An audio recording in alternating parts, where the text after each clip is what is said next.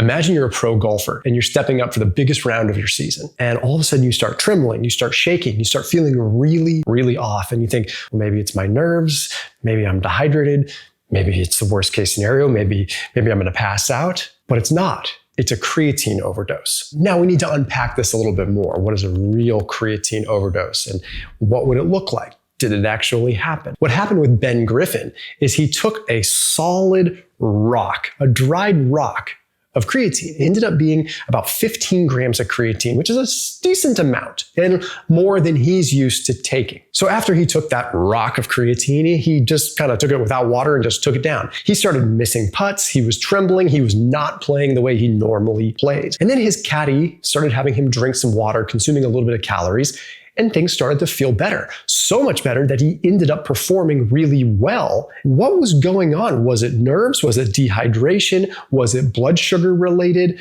Was it doing something with his neurotransmitters? Let's take a look. A 15-gram serving of creatine is not an alarmingly huge serving of creatine. That's not unusual. It's something that I would normally take. So why did Ben Griffin feel so wonky after doing this? And do we really need to be alarmed? Should we be investigating this more? So the thing that is a little bit different in his situation is he had a hard rock of creatine. So it was like a quick, large dose that maybe he's not used to. He normally takes a 5-gram or 10-gram scoop. And in this case, he had a hard, concentrated amount of creatine. But the thing is was it just coincidence or can this actually happen? And if you look at Dr. Darren Kandau, who is one of the leading researchers in the world of creatine, we understand a little bit more. So let's break it down. And if you're looking for good sources of creatine, you're looking for good recommendations there, Thrive Market has a lot of them, and that's relevant to today's video. I put a link down below that is for a 30% off discount link your entire first grocery order with Thrive Market. So you get 30% off your entire first grocery order. So whether that's supplements, whether it's food, whether it's all the different things that they have, you get 30% off plus a free gift. So check out that link down below. If you're doing some grocery shopping, you want it delivered directly to your doorstep, makes it super, super easy. And a big thank you to Thrive Market for continuing to support this channel and for giving my viewers awesome prices on awesome groceries. So a lot of people are having a heyday with this, saying, yeah, well, you can overdose on creatine. With all the new stuff coming out on creatine, they're having fun kind of bashing creatine in this sense. But if we look at how this could really play out, it makes some sense. And the big piece that we need to understand is that he had water and everything improved. So the biggest sort of elephant in the room is, was there just like a reallocation of hydration, right? So creatine can draw water into your digestive system. If he was having a large hardened, like dried rock of creatine that was in his tub, maybe it just drew more water into the colon, more water into the small intestine, and it temporarily dehydrated him. That's one theory. But did he actually overdose? Even if it was like in a really short period of time? Well, mechanism number one is going to be a neurotransmitter issue. So what could happen with a high dose of creatine, and Dr. Darren Kandau talks about this occasionally, is high doses of creatine can free up what are called methyl groups. Okay, so it can free up additional methyl groups that are normally involved in making creatine in the body. So essentially, a high creatine dose can suppress the natural production of creatine for a short amount of time, which means that the processes and systems that are normally involved in making creatine now don't have a job to do. So what do? They go and they build other neurotransmitters. So in this particular case, they very well could have gone over and started building norepinephrine and adrenaline, making Ben Griffin feel shaky, making him feel rocky and weird, because now he's producing other neurotransmitters that just maybe wouldn't have been produced in that quantity before, because the tools that were used to make them weren't having to be used to make creatine. So does this mean you should stay away from high doses of creatine? No, but it could be one of the reasons why you feel a little bit amped up or a little bit jittery after a higher dose. This would explain the shakiness that Ben had, and we've seen it in the British Journal of Nutrition in rodent model studies that it does actually free up these methyl groups. So there is something there, but not enough to say he overdosed. In fact, that's kind of a fun thing if you know how to utilize it. So mechanism number two would be, did he get dehydrated? Can you get dehydrated from a high dose of creatine? And some athletes say they get more cramps, they get more dehydrated, and anecdote matters. However, when you look at the real clinical studies, most of them show, almost all of them show the opposite. Creatine actually hydrates you. It draws water into your muscle cells. It draws water where it should go. So in the short term, there is a chance that once again, the rock of creatine that he took in drew the water in, made it so that he felt a little bit dehydrated or threw his electrolytes off. But it's unlikely that that was the main problem. But it still begs the question, there's other mechanisms. What happens to your blood sugar if you take in too much creatine? Could this be bad for insulin resistance? Could this be bad for other things? We need to look at this stuff. Well, the mechanism there is that creatine increases what's called GLUT4. GLUT4 is what sort of vacuums up the blood glucose, right? So this is good for people that are insulin resistant. It actually helps you out with this. We've seen this in a study published in the journal Physiology. It allows more glucose to come in. So what could have happened is he took this high dose of creatine. It allowed the blood glucose that was circulating to absorb into the cell better, good for insulin resistance, but he was also doing a longer than usual warm-up, and he was on a relatively empty stomach, possibly a full empty stomach. So what that means is that maybe, just maybe, his blood glucose was just unstable for a little bit. And once he had some hydration on board and some calories that his caddy had him take in, everything stabilized. So it could have been a temporary wonkiness of blood sugar for someone that isn't fat adapted. What does that mean? It means that maybe he's not used to his blood sugar going a little bit lower, something that a lot of athletes are used to. So their bodies are good at shifting systems because when their blood glucose gets low, they have no problem starting to tap into their fat stores.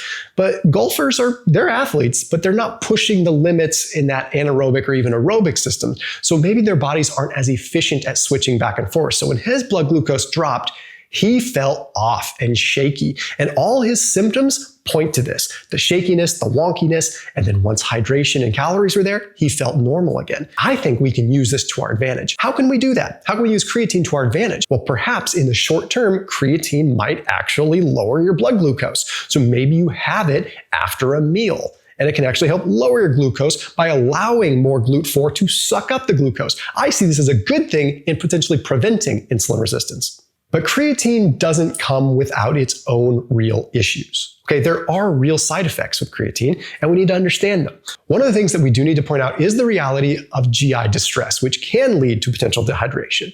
So you need to monitor. Creatine does draw water into the intestines, and doses over 10 grams have been shown to cause some issues with people. Okay, so what we have to be aware of there is perhaps microdosing our creatine throughout the day, taking it in smaller intervals.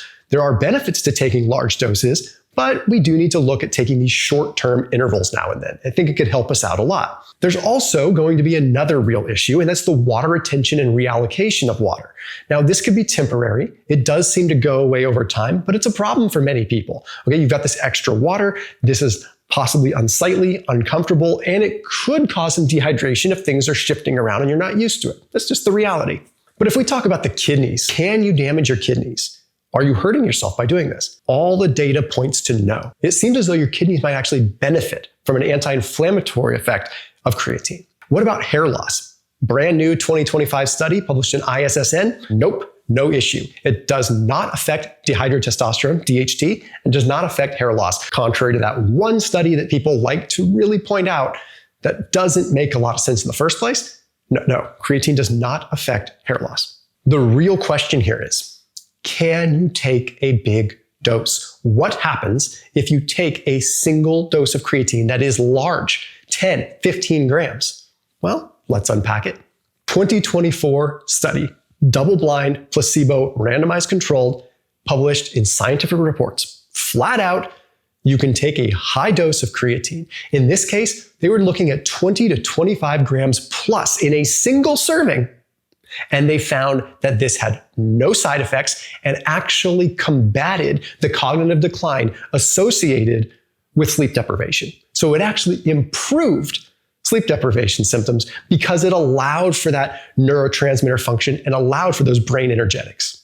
A brand new 2025 study published in the journal ISSN looked at 685 studies with over 1,000 participants overall.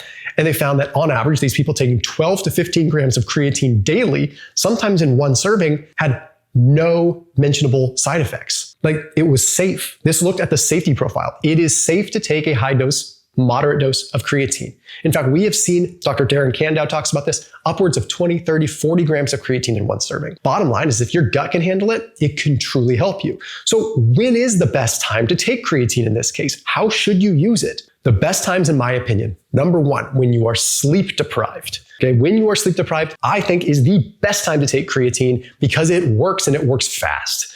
That 15, 20, 25 gram dose of creatine, when you got 4 hours of sleep, you will feel like you got a lot more sleep for a number of hours throughout the day. That is hands down the best use. The next best use is pre-workout because it does have an effect on hydration. So if you take it about an hour before a workout, it has enough time to get into your system and actually aid in the hydration and aid in electrolyte uptake. So if you take it along with your electrolytes, it will amplify how your electrolytes work because it will draw more water into the actual cell and allow that isotonic state to actually occur where the minerals and what you're taking in with your electrolytes get to the right place better. Microdosing 2.5 to 5 grams during cognitive tasks. So just sipping on it throughout the course of the day when you're under cognitive load. We forget how much our brain uses, so keep on that. What about with your muscle building and your fitness in general? Well, that you can take a consistent dose, but I recommend splitting it up throughout the day.